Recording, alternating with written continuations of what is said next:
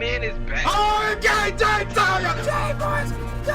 Oh my gosh, the ring got messed up. This is a 5 out of freaking 5. It is beat making time. Next week is E3 week. My album comes out next week. I have delivered. You talking is true. You talking, but look at that, my God. This is your boy. All right, ladies and gentlemen of the YouTube citizens, y'all know who this is. This is your boy, That's the True Inferno. And yes, it's been a minute, but I'm finally able to do it. My review on the Nintendo Switch. So a number of weeks back in January, Nintendo finally revealed their newest system, which is the Nintendo Switch. So we know everything there is to know about it, mostly. But the system drops March the 3rd, which is like a little over a month away. So when this announcement dropped, it was like less than 2 months away. That's basically around the corner. And we know that the system would cost $300, which is not bad. Out in the UK, it would cost £280, and in Australia, it basically cost $470. So with the system, you would get the left and right Joy-Con controllers, which are the primary controllers, and you have your choice of either the all gray controllers or the half neon blue and the half neon red controller. They would come in separate boxes. So, you can have the system with the gray controllers or the system with the blue and red. They also come with wrist straps, the Joy-Con grip, which are sold separately for $30, the Switch dock, which is sold separately for $90 in case you lose any of this stuff, the HDMI cable, and the AC adapter. Now, speaking of things sold separately, the Nintendo Switch Pro controller will be sold separately, which is $70 in the US. So, yeah, you heard this before, a Pro controller. So, yeah, this was the case for the Wii and Wii U, but this is a completely different Pro controller. You cannot use the Pro controller from the past, as far as I know. You cannot use the Pro controller from the past on this system. So, there you go with that. Now, the Switch should have a touchscreen, Wi-Fi, and can connect up to 8 other Switch systems for a big local multiplayer experience. But who's really going to do that? Now, one good thing about this system is that it is not regional. There's no regional lock on this system, meaning you can play foreign games. Like you can play JRPGs on this joint. So yeah, that's one good thing about it. A bad thing about it is the battery life. So basically, you're looking at around 2.5 to 6.5 hours in handheld mode, and that varies on what you're playing. So for example, the new Zelda game, Breath of the Wild, you should be playing that game in handheld mode for around 3 hours before you have to charge it. So the battery life is similar to the Nintendo 3DS's battery life, but unlike the 3DS's, the Switch does not have a dedicated charger and instead use a modern USB/C connector, so it should be easier to charge on the go. But the battery is not removable. So if you need a replacement, you will have to go straight through Nintendo. Now, the games will be sold on a cartridge and not on a disc. Therefore, this system is not physically backwards compatible. Now, also one thing about the system is the specs, really. So basically, the resolution, when plugged in, it's looking at 1920 by 1080. And when it's on handheld mode, it's 1280 by 720. So that sounds good. But again, these are like, I'm going to call them rumors, but Nintendo's website said it should run at those resolutions. But we heard this before from other systems, and they don't live up to that. And it's supposed to be 60 frames per second as well. A little shaky with that one. Now, the console only comes with 32 gigabytes of storage. Some of it is reused. Some of it is reserved for use by the system.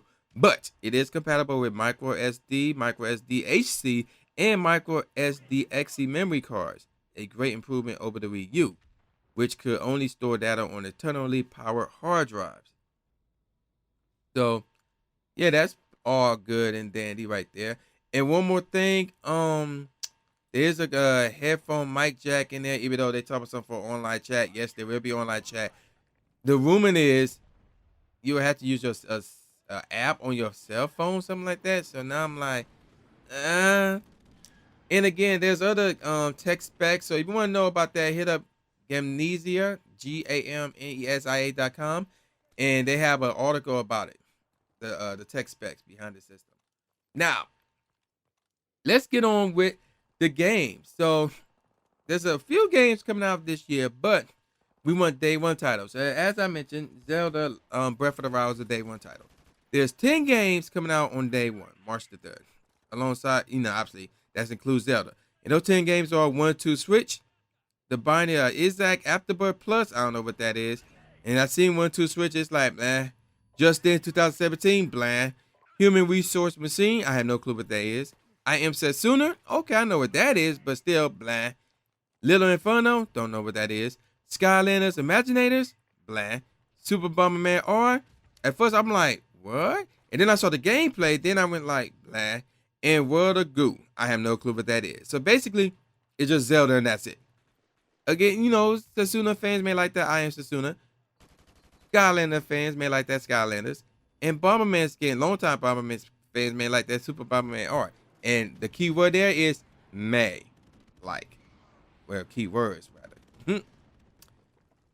Now, they going real high on the accessories, I will admit to you guys. They are going crazy with these accessories as far as like the cost. So if you lose any of this stuff or you need some extra stuff, for example, like I said, the Pro Controller, let me rephrase that. The Switch Pro Controller, $70.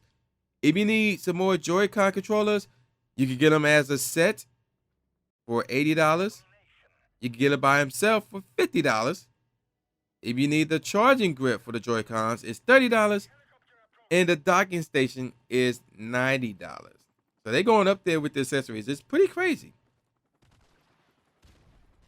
And which brings us to the question of, what do I think about the system? And actually, before I get to that, there's more games coming out for this system that's not day one, unfortunately. So, for example, Mario Kart 8 Deluxe coming out in April. And that's pretty interesting. That's not a day one title. Also coming out, Super Mario Odyssey, the newest Mario game, rather. And that one coming out holiday season. Now, other games like Xenoblade 2, yes, Xenoblade Chronicle 2, there is a sequel to the first one. And Splatoon 2. I forgot when those drop, but they supposed to drop sometime this year, but not day one. And, of course, the big thing about the Switch is it will now support third-party titles. So we talking the likes of FIFA, Elder Scrolls, NBA 2K, Dark Souls, So it's pretty crazy. Also, they're supposed to get Dragon Quest 10 and 11 and Fire Emblem Warriors and Minecraft as well. So, and also other games from the likes, if I remember correctly, EA, Ubisoft, and Activision. Yes, that's it. So it's interesting to see where they go with that third-party game. Now, there will be online gaming. Like I said, there'll be online lobbies and voice chat. But after the 6 months when this game system drops, you're going to have to pay for it. Yes, I'm dead serious. So, like I said, with the online service, you will get online lobbies, you will get voice chat, and free Nintendo and Super Nintendo games every month, although they will only be playable for that month, which is dumb. And they may, quote unquote, may include exclusive deals and discounts. So, with all that said, what do I think about this system? When I saw the system, my mindset here is the Switch. This was the let me see. This is what the Nintendo Wii U should have been. The Switch right here. So once again, Nintendo comes out with another gimmick of a system. Yes, they have. But this one should have came out in place of the Wii U, because obviously you can play that at home and you can play it on the go. Because that's the problem with the Wii U. The Wii U was in the form of a tablet, but you can't take it nowhere. With the Switch, you can actually take it places and charge it on the go. So this is why I say the Switch should have been what the Wii U should have been. So there you go with that. Now I'm a little concerned with the controllers, because when you take out the Joy-Cons, you can split them up and have 2 people play on both of those controllers, but it looks small as heck. And then they got the analog stick. One side is like, if memory serves correctly, I gotta look at it again. One of the analog sticks on one of the controllers, it's like way, depending on how you aim it, I believe it'll be like way on the left, and the buttons would be like closer to the middle. But on the other controller, the analog stick is like at the middle, and the actual buttons are more towards the right. And there are analog D-pads rather. One of the controllers have a D-pad. The other one do not, which is pretty weird. So that's pretty weird. So your best bet is to not basically have 2 people play with one, those 2 controllers. You better off getting like another controller or something, like another set and another tablet screen or whatever. Because I can't, like, it looks small to play on that thing, man, compared to a PS4 controller, Xbox One controller, and things of that nature. But as far as like playing in a tablet form, I have no problem with that. If you play on the Wii U, then you should be just fine. Now there is another there's like the docking thing where you can actually put them together and make it one whole controller. That's interesting. Like I could probably get used to that. It looks a bit wide. Look, but I could get used to that. So, like I say, it's another gimmick of a system, but I mean, it got potential. It could be something good here. Again, keyword here is could be something good here. But there's still a bit of concerns. Like I said, like the resolution's supposed to be that major and the frames per second supposed to be 60 frames per second. We heard this before. So for me, or for us to believe that on a Nintendo system, I don't know, man. I just don't know. Now,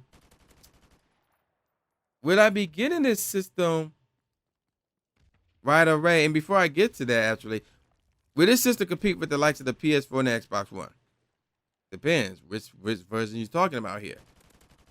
If you're talking about PS4 Pro, I think it can, because the PS4 Pro, if you do not have like a HD TV, what is it? Not HD, 4K TV, then yes, this should be able to compete.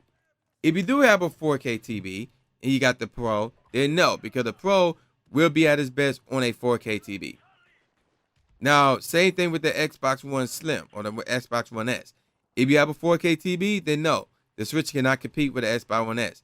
If you don't have a 4K TV, then yes. But will it be able to compete with Project Scorpio? I highly doubt that. So, I'm not sure it'll be able to compete with the likes of PlayStation and Xbox in any way, shape, or form.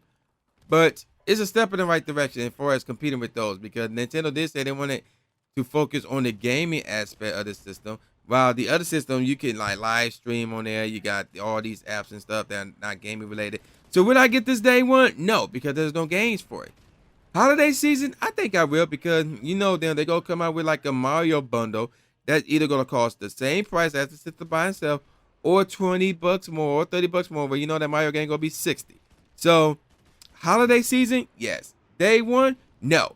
And as you can see, the game is over, and I led my squad, man. Y'all know who this is. This is the new Jay Gatsby, a.k.a. the new Stephen A. Smith, saying peace out, y'all, and I'll see y'all next time. Yeah.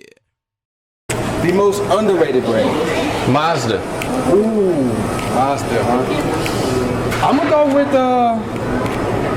what was that one? It's not Volkswagen, is it Volvo? Oh yes, you're right. I'm switching. I'm going Volvo. I'm going Volvo.